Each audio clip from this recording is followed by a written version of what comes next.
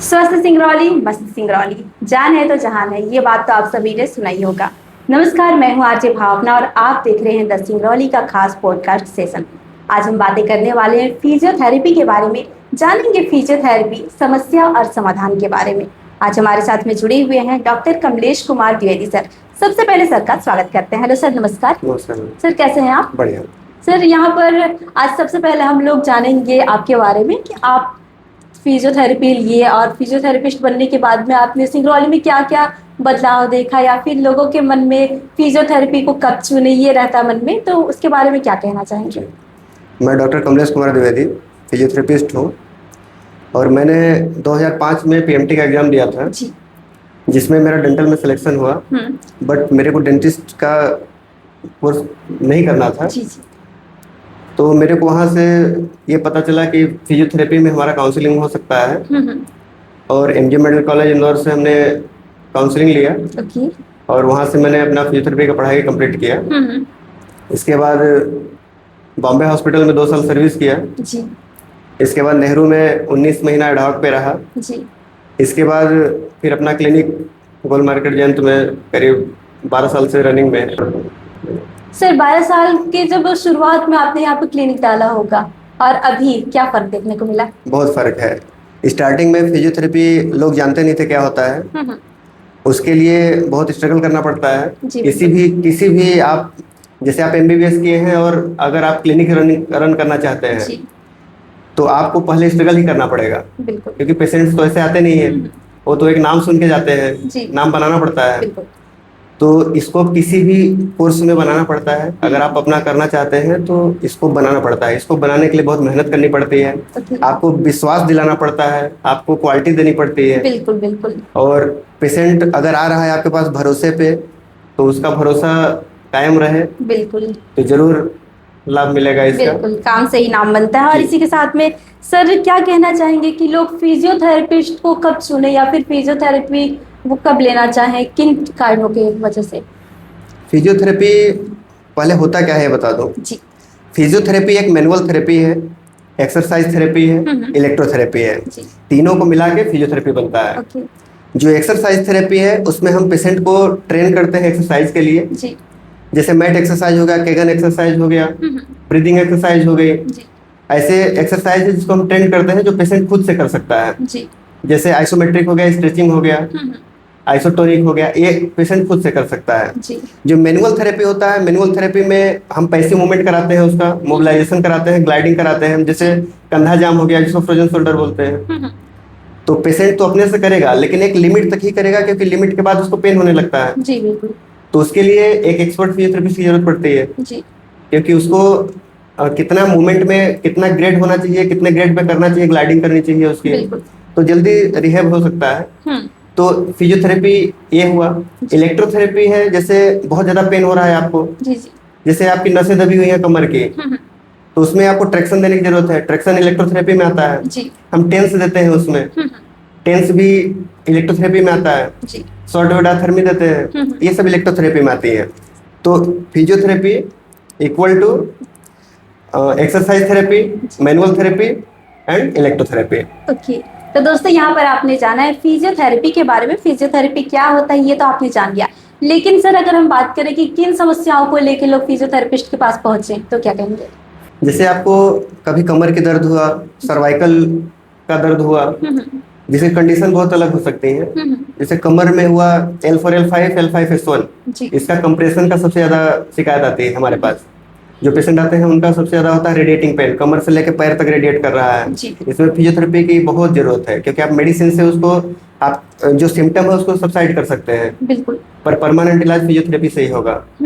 और सर्जरी की भी जरूरत नहीं है। सर्जरी जब तक आपका कंडीशन ऐसी नहीं हो रही है कि आप बिल्कुल खड़े नहीं हो पा रहे हैं, बिस्तर पे हैं, तो उस कंडीशन में आप कर सकते हैं। सर्वाइकल स्पॉन्डिलाइटिस हो गया, सर्वाइकल का भी सेम कंडीशन वही है जी। सबसे ज्यादा पेन हमको कमर का और सर्वाइकल का होता है, क्योंकि सबसे ज्यादा मूवमेंट उसी का होता है।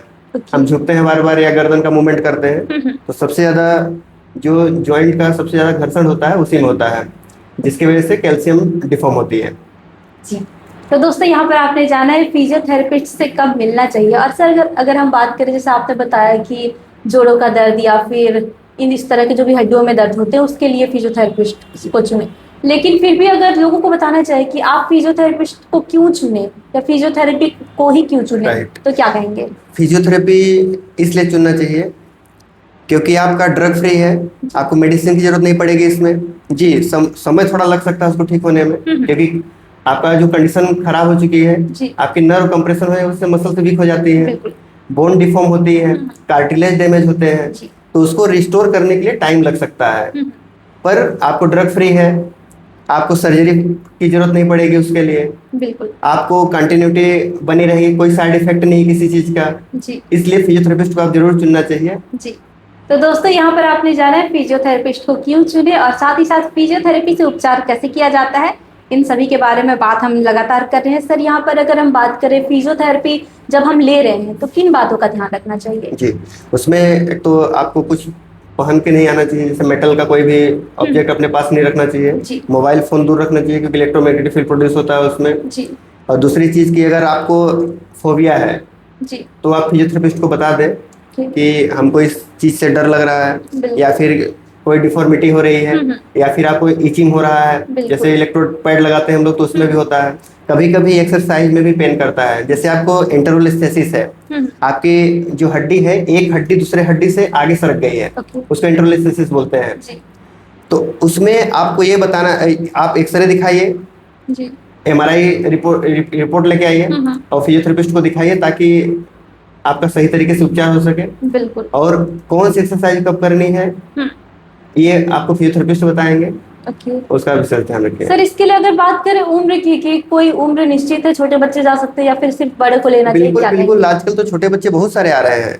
अभी डिलेड माइलस्टोन की शिकायत आ रही है, आपका इक्वेनस डिफॉर्मिटी की शिकायत आ रही है, फ्लैट फुट की शिकायत आ रही है, बच्चों में विटामिन D3 की डिफिशियंसी आ रही है, कैल्शियम डिफिशियंसी आ रही है, यहाँ तक कि बच्चों का जो नी है वो नहीं हो रहा है, नॉब नहीं हो रहा है, तो उसके लिए तो फिजियोथेरेपी बहुत कंपलसरी है।